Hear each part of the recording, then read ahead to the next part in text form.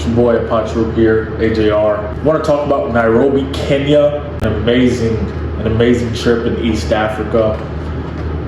Definitely a vibe. I want to give a reaction on my thoughts about the place. Again, I was only there for 2 weeks, as you can see in the title, 2.5 weeks, excuse me.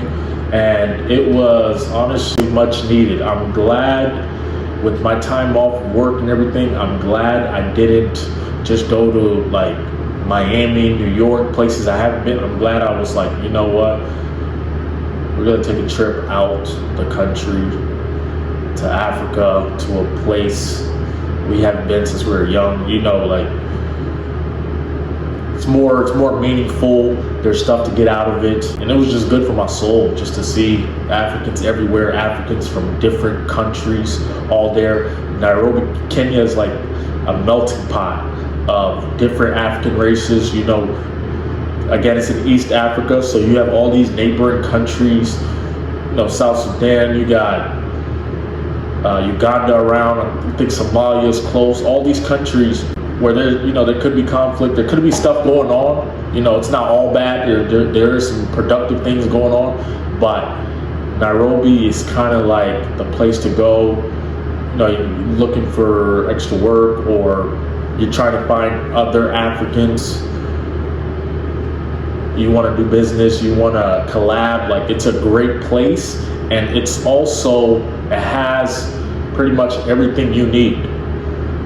As you know, as us living in the Western world, living in the U.S., Kenya has pretty much everything we have here. There, maybe a couple of knockoff things there, but everything we need is pretty much there, which makes it a good starting point if you want to start. Let's say you're going to East Africa and you want to start your first country. You don't want to be too culture shocked. You want to start with your first place. Nairobi, Kenya is definitely, I would recommend as an option because of everything it provides.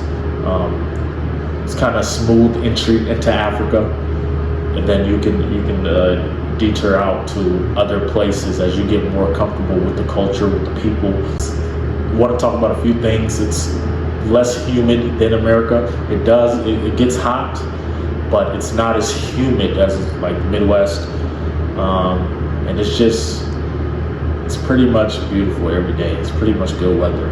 You know, a breeze. I noticed the traffic lights. There were barely any traffic lights, but everyone was in tune when driving in traffic. Everyone moved at a kind of like, you know, a tempo, a pace where everyone has a feel, and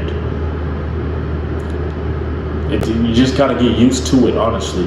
And that's something I noticed when I see my first traffic light. I was like, wow, these people majority of the time operate with no traffic light, but it's not dangerous because they have this like intuition where they're all driving at the same pace, and it was kind of beautiful.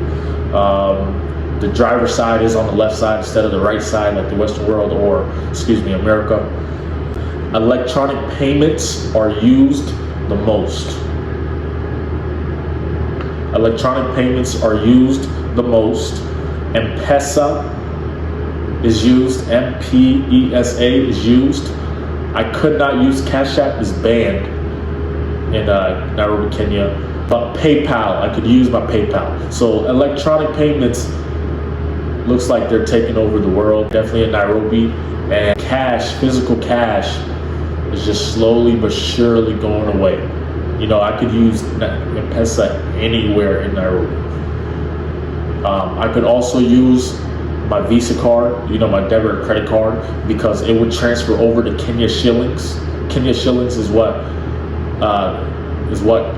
they use in Kenya to measure their money instead of US dollars like here. $1 US is equivalent to 127 Kenya shillings. So you can tell off the bat how much more the US dollar is worth compared to a country like Nairobi, Kenya. It's worth a lot more. Also notice the hangout spots in Nairobi. You know, if you've been working hard and you kind of want to, you know, go out to eat, enjoy yourself, whatever, Some hangouts, I've seen a lot of hangout spots are open 24/7. This is a big city that seems like they don't sleep, honestly. 24/7. There's always something to do. And that was kind of shocking to know. Some spots are open till late in the morning, and then there are a lot of spots open 24/7. You can go to a food market at any time of the day. People hang outside a lot. People like to go on walks. It's just a lot of traffic. It's like people enjoy being outside. They enjoy the interaction. It's less about the internet and a lot more about just interaction. Like I said, there's a lot to do. As you can see, people are mainly friendly. They're majority friendly, actually. They're all friendly. I didn't see one fight there. I didn't see one altercation. It was kind of something I'm not used to coming from America or other countries.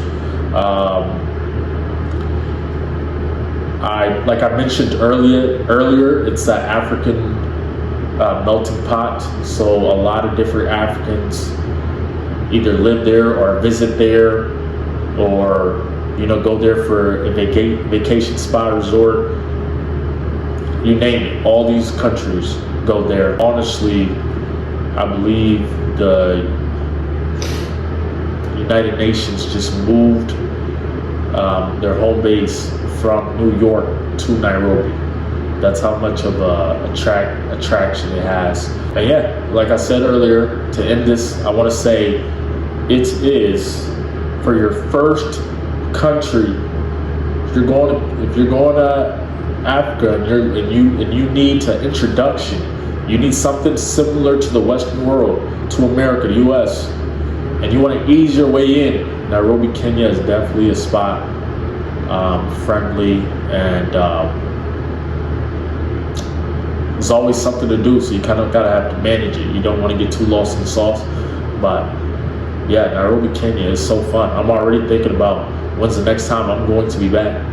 That's how fun it is. I mean, I have other places I want to go, but Nairobi, the opportunities are endless there. So it's just something to think about. AJR, I'm gone. I'll see you on the next one.